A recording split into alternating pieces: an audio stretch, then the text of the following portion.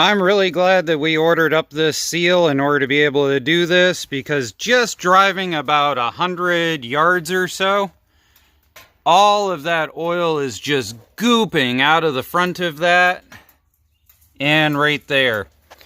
So in 100 yards it managed to lose that much. I think it's time to get that thing replaced. So here's our Kohler seal, model number, part number, whatever. And we're going to be installing that. Now the first thing to start off with is we need to get this hood assembly out of the way. And as far as that hood assembly is concerned, it is 1, 2, 3, 4, and the whole thing folds off. But before you do that, all of your headlight wiring is routed up in around here.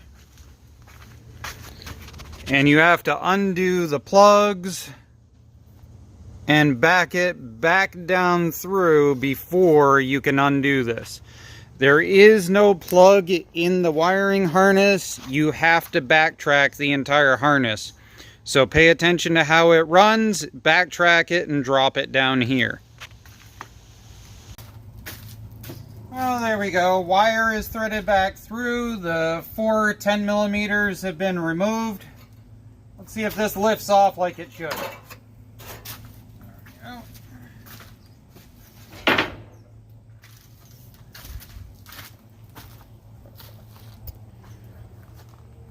So what we can see here is that obviously this cannot come off of the motor until after the exhaust is out of the way.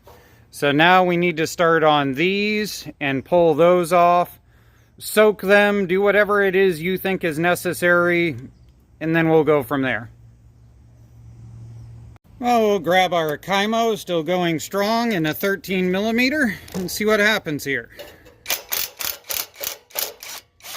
Now, this is an MTD-based frame, so there's a good chance that there will be some sort of lower exhaust mount, but I think this is just going to drop off.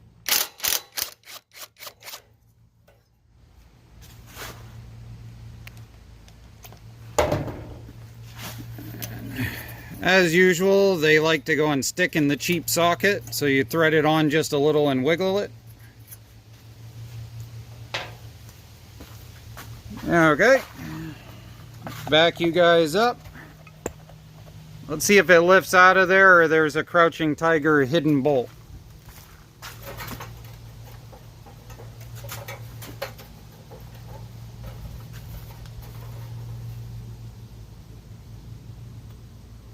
Somewhere there is something hidden. Right down here, I don't know if you can see it, there is a hidden 13mm right there. And over here on the other side, we've got a socket on it, another hidden 13mm there. And that should undo this, so it'll come off. Now, with those removed, we should be able to jiggle this thing a bit. Oh no, there's another one.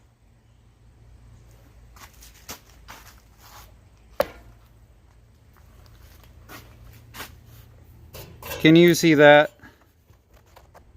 Right there? There's another one hidden under the pulley. I'll be back. Can we finally get the muffler out of our way? Take 2.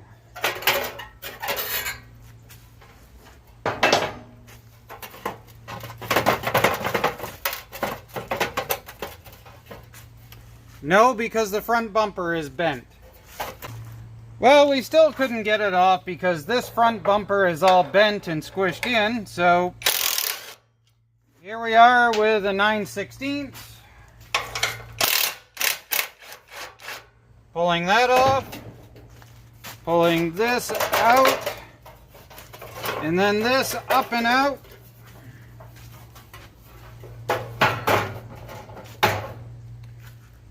And now we can get to this. So, what we need to do at this point is we need to make sure to disconnect it.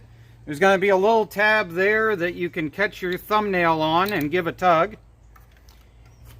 And in order to get this belt undone, we're going to come around here and grab this lever. Get you guys up here, grab the lever and push it in and let it go.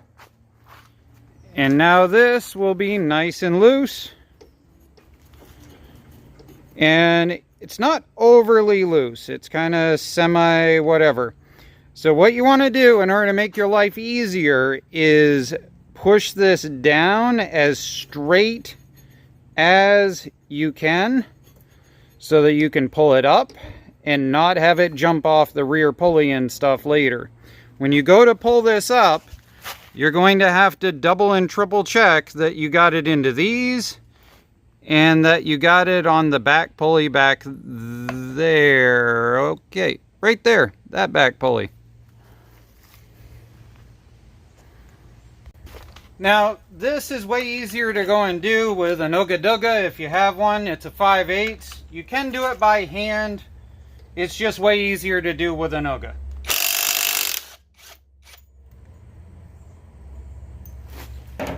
Hopefully, this just ends up pulling right off the shaft. If it doesn't, well, we get into a whole nother kettle of fish.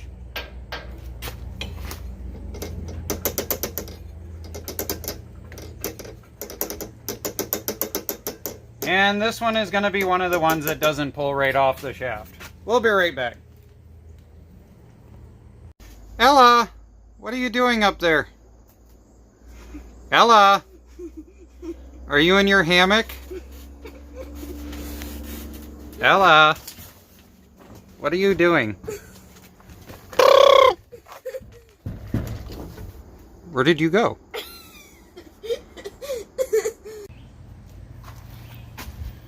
So what we have here is a really wide pickle fork, or ball joint fork, or whatever you want to call it.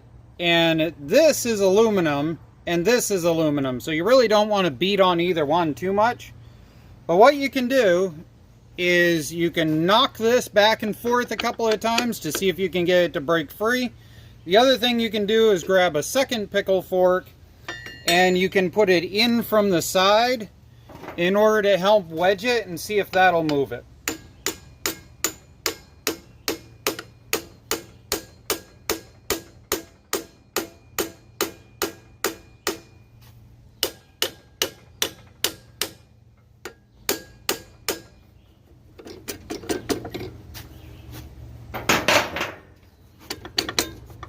And some of these just pop right off and other ones just plain suck. This one is moving, but it's going to be one of those slow and steady ones.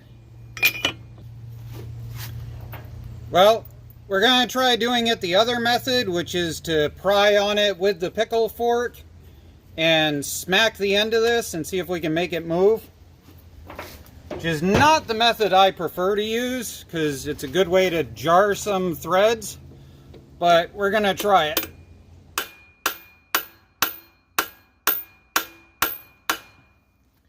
It's moving. The machine's just moving a bit with it.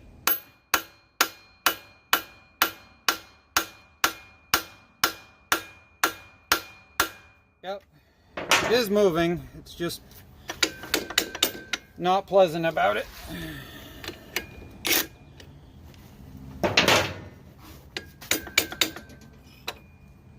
So, we can see right here it's starting to gap.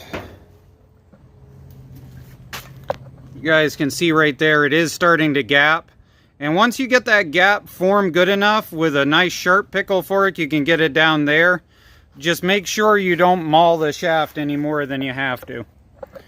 So let's see if we can knock it back and forth a bit to get the rest of it off.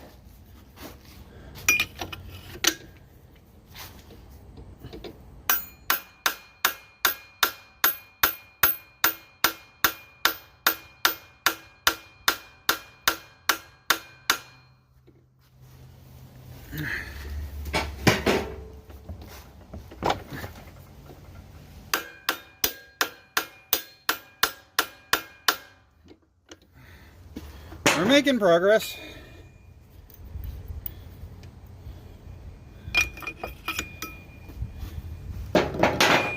Can we get the other pickle fork on it now? Almost. That might go. Let's try that.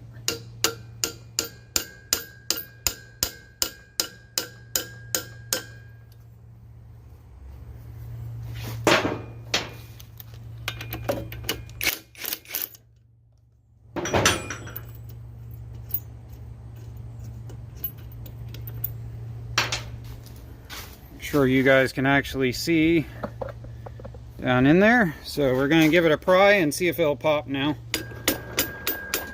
Because at this point it should go. And you got to be really careful not to hit the electrical connector. Come on. You got to bounce it back and forth a couple of times. I'm going to run you guys over with the front of the tractor. There we go. So there's our clutch removed. There's our spacer, so make sure you put that back so you know exactly where the spacing was. And now, we're at the heart of the issue right here, where that is all just buckled. I can actually see it's totally screwed up right there. Let me pull you guys out. See, right there, you can see that it buckled and is seeping. It actually looks as if it might be a replacement that somebody either screwed up and just said to heck with it or whatever. So we're going to spray the snot out of that and go from there. So over the years I have come to the conclusion there are many right ways, many wrong ways, and many everybody does it their own way methods for getting an old seal out. My favorite is the self-tapping Torx bit screw method. So, what I do is drill it in, making sure not to scar to the side.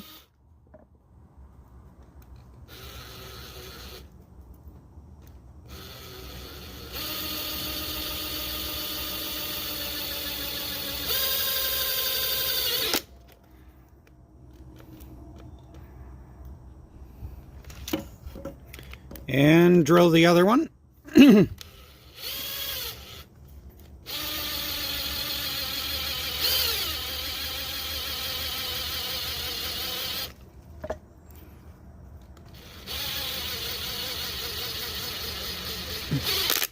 There it goes.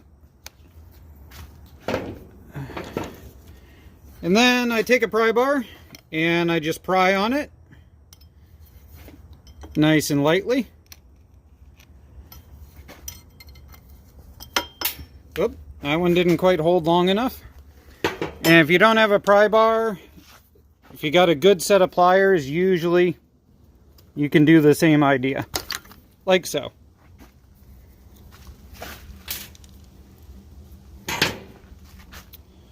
So there we go. That one was probably badly installed and somebody said to heck with it and just decided to run it anyway. I don't think I've ever seen them do that naturally.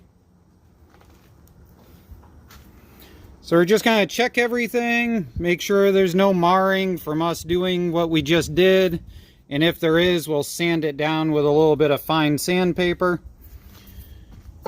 And good old PB Blaster is more than enough to be able to lube it up. The interesting thing about these Kohler shafts is you're not actually putting it in to the point that it bottoms out. You're actually just putting it in just barely enough. So the side with the spring on it goes in. And you just carefully push that over the top with your fingers. And these come pre-lubed, so you don't have to overthink this. Just get it in to the point that it starts to hit.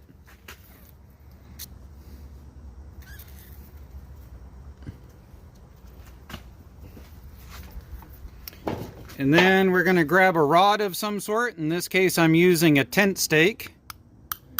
And we're just going to start tapping it in. Now, it's really easy to accidentally turn one of these in the socket once you start to tap it in.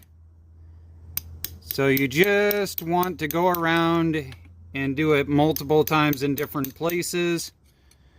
Now, the reason I'm using the tent stake is it lets me get in and do little lips like that one that just came up and check that that little lip is in, because we just rolled it just like the previous person did.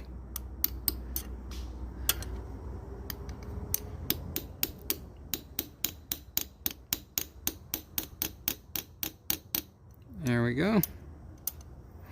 So we're gonna have to fold that in like that and get that settled.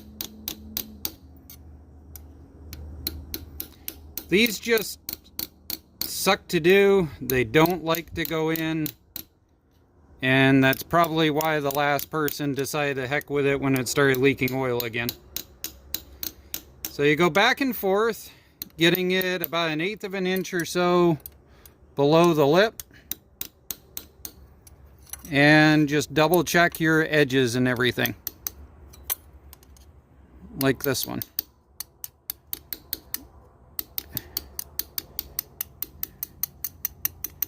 There we go.